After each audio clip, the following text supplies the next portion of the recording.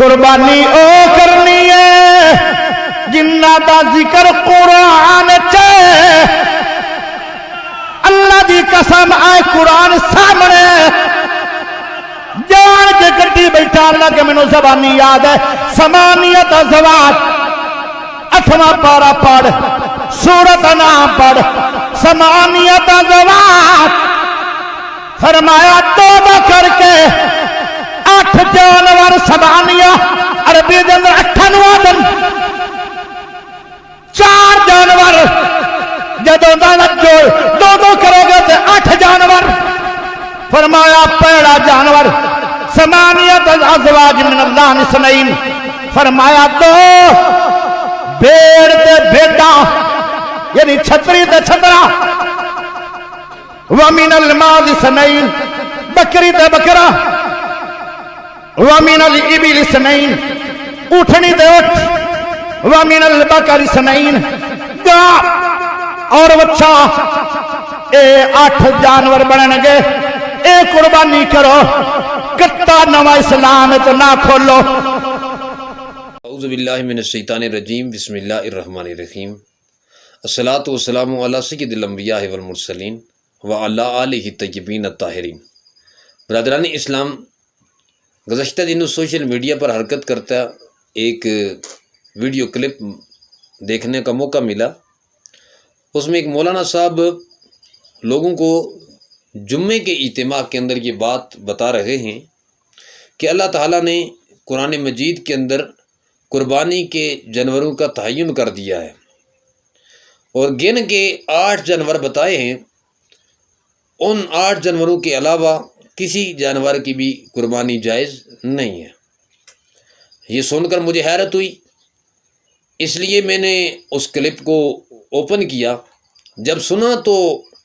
یہ دیکھ کر میری حیرت کی انتہا نہ رہی کہ مولوی صاحب قرآن مجید کے اندر تحریف لفظی کر رہے ہیں۔ کلام اللہ کے الفاظ کے اندر ہیر پھیر کرنا، ان کو تبدیل کرنا، یہ بہت بڑا گناہ ہے، اور اگر انسان جان بوجھ پر کرے اور اس کو معلوم ہونے پر پھر وہ توبہ نہ کرے تو اس پر کفر کا فتویٰ آئے گا۔ ہم بغیر کچھ فتویٰ وغیرہ لگائے اصل مقصد کی طرف چلتے ہیں اور یہ سمجھنے کی کوشش کرتے ہیں کہ مولوی موصوف نے جو بات کی ہے وہ کس حد تک درست ہے یا کس حد تک ٹھیک ہے۔ برادران اسلام، میں نے دیکھا کہ مولانا صاحب موصوف سورہ حج کی آیت نمبر 34 کے ساتھ سورۃ الانعام کی آیت نمبر 143 اور 44 کو ملا کر پڑھ رہے ہیں، جس سے قرآن مجید کا معنی کچھ کا کچھ ہو گیا اور دیکھنے والے صرف دیکھتے ہی رہ گئے۔ اس لیے میں دونوں آیات آپ کے سامنے پیش کر دیتا ہوں تاکہ اصل جو مقصد ہے وہ سامنے آ جائے اور کسی قسم کے جو شکوک و شبہات پیدا کرنے کی کوشش کی جا رہی ہے جان بوجھ کر یا انجانے طور پر اس بات سے چھٹکارا پایا جائے اور وہ نوجوان جو بالخصوص سوشل میڈیا سے دین کو سیکھ رہے ہیں وہ اس طرف ضرور توجہ دیں۔ سورہ حج کی آیت نمبر 34 کے اندر اللہ تعالیٰ ارشاد فرما رہا ہے، وہ آیت مبارکہ اس طرح ہے وَلِكُلِّ أُمَّةٍ جَعَلْنَا مَنْسَكًا لِيَذْكُرُوا اسْمَ اللَّهِ عَلَىٰ مَا رَزَقَهُم مِّن بَهِيمَةِ الْأَنْعَامِ۔ اللہ تعالیٰ فرماتا ہے اور ہر امت کے لیے ہم نے مقرر فرمائی ہے ایک قربانی تاکہ وہ ذکر کریں اللہ تعالیٰ کا اسم پاک ان بے زبان جانوروں پر ذبح کے وقت۔ اور اگر اس کے آگے جو ہے وہ ہے فَإِلَٰهُكُمْ إِلَٰهٌ وَاحِدٌ فَلَهُ أَسْلِمُوا وَبَشِّرِ الْمُخْبِتِينَ۔ پس تمہارا خدا واحد ہے تو اسی کے آگے سر جھکاؤ اور اے محبوب مجدہ سنائیے تواضع کرنے والوں کو۔ اب یہ آیت صرف اتنی تھی، مولانا موصوف نے یہ تأثر دینے کی کوشش کی کہ اس آیت سے مراد جو بہیمۃ الانعام ہیں ان سے مراد سورہ الانعام کے جو آیت نمبر 142 اور 143 کے اندر جانور ذکر کیے ہیں نر و مادہ، یہ وہ ہیں۔ اور اللہ تعالیٰ کے کہنے کا مقصد یہ ہے کہ ان 8 جانوروں کے علاوہ آپ قربانی نہیں کر سکتے۔ الیاذ باللہ تعالیٰ ھذا بہتان عظیم، یہ بہت بڑی جسارت ہے اللہ تعالیٰ کے حکم پر اور منشا ایزدی پر۔ میں سمجھتا ہوں یہ حملہ ہے۔ اب دیکھیے سیاق و سباق سمجھیے کہ اس آیت کا جو پیچھے بیان ہو رہا ہے وہ یہ بیان ہو رہا ہے، حج کے مناسک بیان ہو رہے ہیں، قربانی کی بابت بیان ہو رہی ہے سورہ حج کے اندر، اور آگے یہ بتا رہا جا رہا ہے اے امت محمدیہ، یہ نہ سمجھنا کہ یہ قربانی صرف تمہارے اوپر لازم ہے، بلکہ تم سے پہلی امتوں پر بھی، تم سے پہلے لوگوں پر بھی یہ قربانی جو تھی وہ واجب تھی، اور اس واسطے یہ واجب تھی کہ تمہارا رب جو ہے وہ بڑے شان والا ہے، واحد خدا ہے، اور تواضع انکساری کی یہ دلیل ہے، اس واسطے تمہارے اوپر بھی قربانی کو واجب کیا گیا۔ اتنی سی بات ہے۔ اب بہیمت الانعام سے آگے انہوں نے کیا کیا؟ یہ آیت مبارکہ پڑھی جو کہ آیت نمبر 143 کا ہے، سورۃ الانعام کی، ثمانیۃ ازواج من الضأن اثنین ومن المعز اثنین، اور پیدا فرمائے 8 جوڑے بھیڑ سے 2 نر و مادہ اور بکری سے 2 یعنی نر و مادہ۔ اب آگے یہ آیت نہیں پڑھی موصوف نے کہ ان 2 کا یعنی ان 4 کا ذکر کر کے 2 بھیڑ میں سے اور 2 بکری میں سے ان کا ذکر کر کے آگے اللہ تعالیٰ کیا فرما رہا ہے؟ قل، اے حبیب صلی اللہ علیہ وسلم آپ فرما دیجئے، کیا حرام کیے گئے ہیں دونوں نر اور مادہ؟ ام مشتملت علیہ ارخام الانثیین، یہ جیسے لیے ہوتے ہیں اپنے اندر 2 ماداؤں کے رحم، نبئونی بعلم ان کنتم صادقین، بتاؤ مجھے علم کے ساتھ اگر ہو تم سچے۔ یعنی کہ اس آیہ مبارکہ کے آخری حصے کو چھوڑ دیا گیا جس سے یہ ثابت ہو رہا تھا کہ یہ کفار عرب کے اس عقیدے کے بطلان میں یہ آیت پیش کی جا رہی ہے جن میں سے بعض جانور انہوں نے اپنے اوپر حرام کر دیے تھے، کچھ جانور نر میں سے انہوں نے حرام کر لیے تھے اور کچھ مادہ میں سے انہوں نے حرام کر دیے تھے اپنی ذات کے اوپر۔ تو اللہ یہ پوچھنا چاہتا ہے کہ پیدا اس نے کیے ہیں، حلال حرام کا حکم اس نے دیا ہے، اس کے پیارے حبیب نے دیا ہے، تم پر کون سی وحی آئی ہے کہ تم نے حرام اور حلال اور حرام کر دیے؟ کچھ نروں کو حرام کر دیا، کچھ ماداؤں کو حرام کر دیا ہے۔ تو اللہ تعالیٰ کے کہنے کا مقصد یہ تھا، موصوف اٹھ کر 2 جو ہیں وہ الفاظ انہوں نے لیے آیت نمبر 143 سورہ الانعام کے، اور 2 آیت نمبر 144 کے شروع سے لیے، اور امت پر فتویٰ جاڑ دیا کہ جناب والا کہ ان 8 جانوروں کے علاوہ کسی جانور کی قربانی جائز نہیں ہے۔ اب یہ دیکھیں یہ ایک عام فہم والا بندہ بھی یہ سمجھتا ہے کہ اس آیت سے مراد کیا ہے اور قرآن کے کہنے کا مقصد کیا ہے۔ اب یہ دیکھیں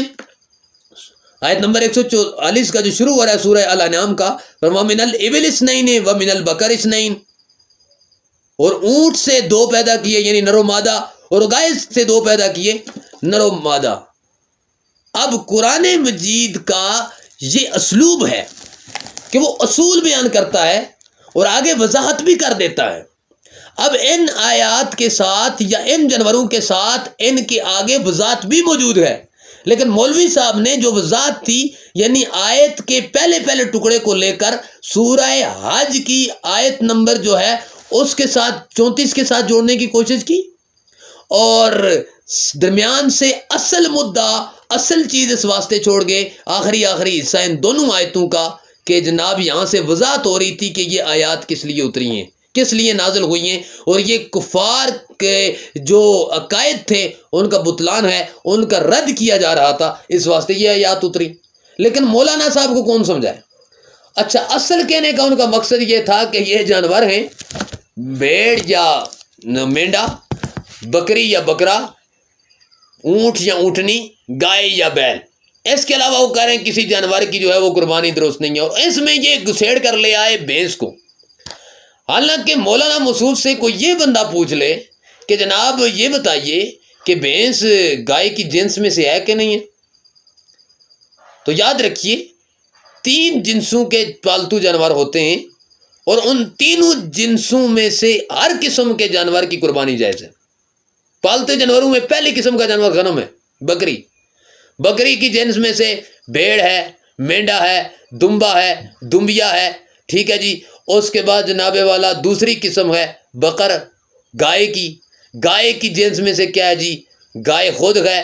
بیل ہے، بھینس ہے، بھینسا ہے۔ اور یہ میں اپنے پاس سے نہیں کہہ رہا، صاحب ہدایہ نے لکھا، کہا کہ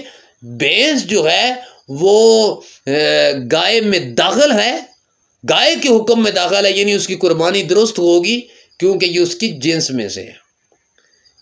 اور پھر اسی طرح صرف صاحب ہدایہ نے نہیں لکھا، بلکہ جمہور ائمہ اسلام کا اس بات پر اتفاق ہے کہ جو حکم گائے کا ہے وہی بھینس کا ہے۔ اب دیکھیے کتنے دھوکہ دہی دے رہے ہیں اور کتنے امت کو گمراہ کر رہے ہیں کہ یہ ہے تو وہ ہے۔ اچھا جی، اب المغنی ابن قدامہ کی ہے، اس کو بھی پڑھ لیتے، اس کے اندر بھی یہی بات لکھی ہوئی ہے جلد 2 کے اندر کہ جناب جو بھینس ہے وہ گائے کی جنس میں شامل ہے۔ اسی طرح مصنف ابن ابی شیبہ کی جلد 2 صفحہ نمبر 219 پر حضرت امام حسن بصری رحمۃ اللہ تعالی علیہ آپ کا قول نقل ہے کہ جناب جو بھینس ہے وہ گائے کی جنس میں شامل ہے۔ اتنے سارے دلائل ہونے کے باوجود بھینس کو پکڑ کر نکالنے کے لیے قرآن کے اوپر وائلیشن، کم از کم اتنا تو نہ کرتے نا، اتنا کہہ دیتے کہ جناب ہمارے مسلک کے اندر نہیں ہے، باقی ٹھیک ہے جو کر رہے ہیں لوگ تو کرتے رہے۔ تو احتیاط کا دامن ہمیشہ نہیں چھوڑنا چاہیے، کیونکہ کسی بھی مجمع کے اندر ہر قسم کے لوگ موجود ہوتے ہیں، اور بالخصوص جب دین اسلام کی بابت آئے تو لوگ بڑے جذباتی ہو جاتے ہیں اس لحاظ سے۔ تو پھر آگے چل کر اس بات کو مضبوط کرنے کے لیے انہوں نے ایک اشکال پیدا کیا، اور وہ اشکال بھی اپنی مثال ماشاءاللہ آپ ہے، اس کو دیکھیے۔ کہتے ہیں جی کہ جس طرح بکری کی 4 ٹانگیں ہیں، بکری کی شکل کا ایک جانور ہے، ہوتا جنگل میں ہے، ہرنی، تو آپ اس کی شکل کو اگر ملاتے ہیں تو پھر ایسا کریں کہ پھر ہرنی کی آپ قربانی کیوں نہیں کرتے؟ اب دیکھیے کہ جنس کو انہوں نے حیت میں تبدیل کر دیا، کہا کہ ایک قسم کا باڈی سٹرکچر ہونا اس کی جنس میں ہوتا ہے۔ اس پر میں کئی مثالیں دے رہا ہوں اور وقت آنے پر وہ مثالیں پیش بھی کروں گا کہ جناب والا محض 4 ٹانگوں کا ہونا، 2 کانوں کا ہونا اور 1 دم کا ہونا یہ جنس کے لیے کافی نہیں ہے، بلکہ جنس کے لیے جو چیزیں ضروری ہیں یہ ہم آپ کو سمجھائیں گے۔ آپ مدرسے کے اندر داخلہ تو لے لیں یا ہمارے پاس آ کر بیٹھ تو جائیں، پھر ہم آپ کو سمجھائیں گے کہ جنس کس کو کہتے ہیں۔ صرف موٹا سا جواب اور کامل فہم جواب جو ہے وہ یہ ہے کہ جناب والا اطلاع عرض یہ ہے کہ ہم ہرنی کی قربانی اس واسطے نہیں کرتے کہ وہ وحشی جانور ہے، اور جو قربانی ہے وہ پالتو جانوروں کے اوپر ہے۔ بھینس گائے کی جنس میں سے ہے، پالتو جانور ہے، اور اگر پالتو جانور نہ ہوتا تو ہم یقیناً اس کی قربانی بھی نہ کرتے۔ تو ہرنی چونکہ وحشی ہے اس واسطے اس کی قربانی نہیں کی جاتی۔ بہت شکریہ، جزاک اللہ خیرہ، السلام علیکم ورحمۃ اللہ وبرکاتہ۔